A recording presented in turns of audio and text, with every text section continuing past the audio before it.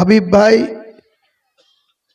শুরু থেকেই আমাদের সঙ্গে আইনি লড়াইয়ে সহযোগিতা করেছেন বা করে চলেছেন।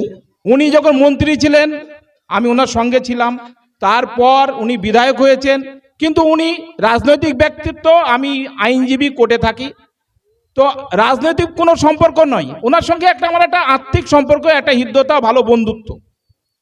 তো মাঝখানে আমার সঙ্গে কথা হতো, কিন্তু রাজনীতির বিষয়ে কোনো কথা হতো না।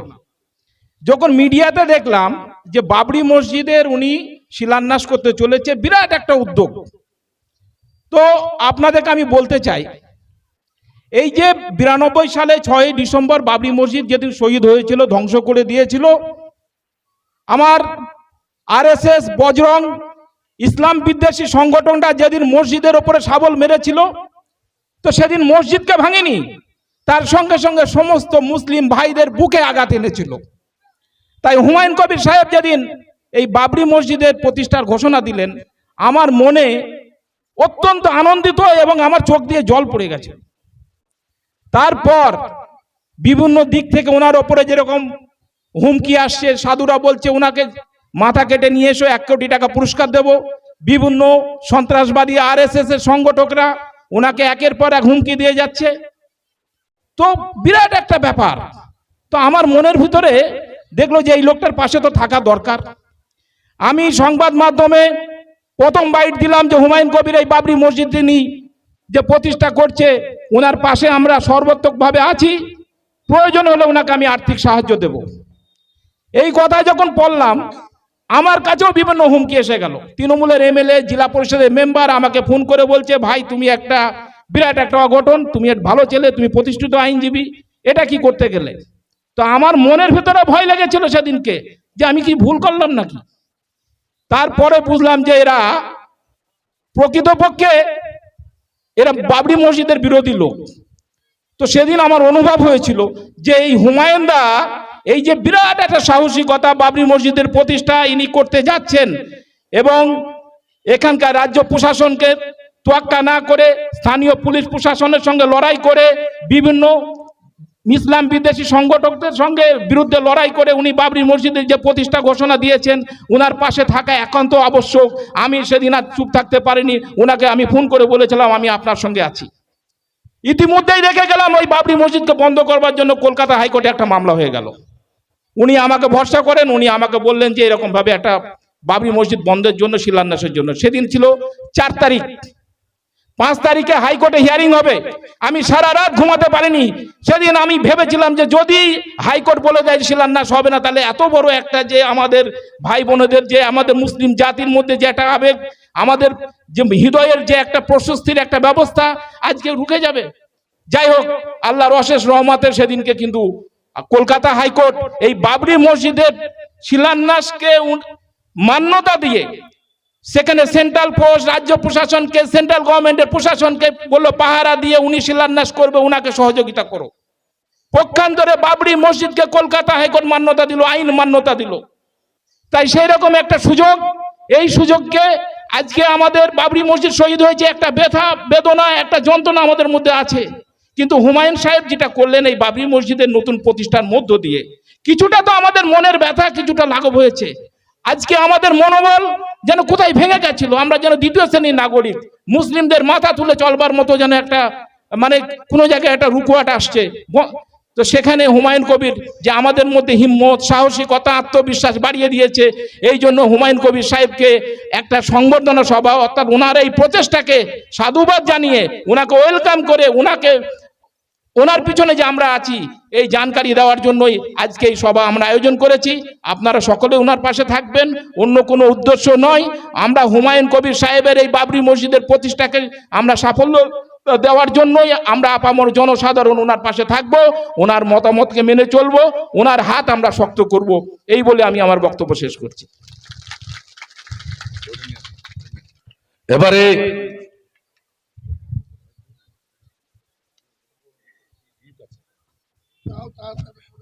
এবারে আমাদের এই সংবর্ধনা সভার আয়োজক হোসেন গাজী এবং হাবিবুর রহমান মহাশয়ের পক্ষ থেকে আমাদের কিছু উপহার সামগ্রী এবং ফুলের তোড়া আমাদের প্রিয় নেতাকে মাল্যদানের মধ্য দিয়ে, উপহারের মধ্য দিয়ে আমরা বরণ করে নিচ্ছি। তারপরে আমরা আমাদের সংগ্রামী বিদ্রোহী বীর হুমায়ুন কবির মহাশয়ের বক্তব্য আমরা শুনবো। কিছু ঈদের সামগ্রী এবং ডায়েরি এবং কলম তুলে দিচ্ছেন আমাদের মহামান্য হাইকোর্টের আইনজীবী হাবিবুর রহমান মহাশয়। পৃথিবীটা মানুষের হোক, ধর্ম থাকুক অন্তরে, মসজিদে আজান হোক, ঘন্টা বাজুক মন্দিরে। এবারে হোসেন গাজী মহাশয় আমাদের বরণ করে নিলেন। এই মন্ত্রকে পাথেয় করেই বাবলু শেখ আমাদের মাল্যদানের মধ্য দিয়ে আমাদের প্রিয় নেতাকে আমরা বরণ করে নিয়েছি। এই মন্ত্রকে পাথেয় করেই আমাদের সংগ্রামী বীর হুমায়ুন কবির মহাশয় তার লড়াই শুরু করেছেন। সেই প্রিয় নেতা, সংগ্রামী বীর, বাংলা মায়ের দামাল ছেলে হুমায়ুন কবির মহাশয় শফিকুল সাহেব মাল্যদানের মধ্য দিয়ে আমাদের প্রিয় নেতা হুমায়ুন কবির মহাশয়কে বরণ করে নিয়েছি। রাহুল শেখ,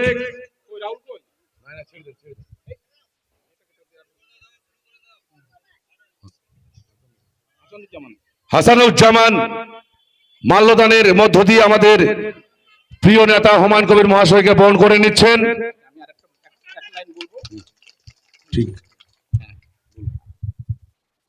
আচ্ছা, হুমায়ুন সাহেবকে মাইক্রোফোন দেওয়ার আগে আমি একটা বিশেষ ঘোষণা করছি। আমাদের এখানে উপস্থিত আছেন বিশিষ্ট সমাজসেবী শিল্পপতি হায়দার আলী সাহেব। উনি কলকাতা মুম্বাই পোর্টের যে বড় একটা বৃহৎ একটা রিয়েল এস্টেটের মালিক। তো উনি ঠিক থাকতে না পেরে হুমায়ুন কবিরের এই বাবরি মসজিদের প্রচেষ্টাকে উনি সহযোগিতা করবার জন্য 7ই ডিসেম্বর বাবরি মসজিদ প্রাঙ্গণে গিয়ে 3 লক্ষ টাকা উনি ক্যাশ বাবরি মসজিদের উন্নয়ন কল্পে দান করেছিলেন। আজকে উনি আবার মুম্বাই থেকে এসে, এয়ারপোর্ট থেকে এসে ডাইরেক্ট আমার কাছে এসেছে এবং হুমায়ুন কবির সাহেবকে, উনি বাবরি মসজিদ নয়, হুমায়ুন কবির সাহেব ব্যক্তিগতভাবে যেভাবে ছুটাছুটি করছে এই বাবরি মসজিদের সাফল্যতা আনবার জন্য, উনি আজকেও হুমায়ুন কবির সাহেবকে 1 লক্ষ টাকা মানে উঠিয়ে দিলেন হুমায়ুন কবির সাহেবের হাতে। এবারে বক্তব্য রাখছেন বাংলার বাঘ, মুর্শিদাবাদের নবনবাব হুমায়ুন কবির মহাশয়। আসসালামু আলাইকুম। আদাখান্তপুরের সর্বস্তরের শ্রদ্ধাভাজন গ্রামবাসী, মঞ্চে উপবিষ্ট আমার ভাই ঈদ মোহাম্মদ মাওলানা থেকে শুরু করে মালদা থেকে আগত আবু মিন্নাত, হোসেন গাজী থেকে শুরু করে আমাদের কেসুমউদ্দিন ভাই থেকে শুরু করে আব্দুর রহমান সাহেব আছেন এখানে, আমাদের হাবিবুর রহমান ভাইয়ের আব্বা, আমাদের এই ব্লকের ব্লক সভাপতি আমির আছে, আমাদের প্রিয় সঞ্চালক মোকাদ্দেস থেকে শুরু করে অনেক রাজনৈতিক নেতৃবর্গ আমাদের মঞ্চে আছেন। আপনারা সকলেই আছেন এই এলাকার শ্রদ্ধাভাজন নাগরিক। আপনারা শুনলেন হাবিব ভাই শুরু থেকেই আমাদের সঙ্গে আইনি লড়াইয়ে সহযোগিতা করেছেন বা করে চলেছেন অনেকভাবে। আমাদের বিশিষ্ট শিল্পপতি হায়দার সাহেবও ওই মসজিদ প্রাঙ্গণে এসে নগদ অর্থ দান করেছিলেন। ব্যক্তিগতভাবে আবার আমাকে 1 লক্ষ টাকা সাহায্যের হাত বাড়িয়ে দিলেন।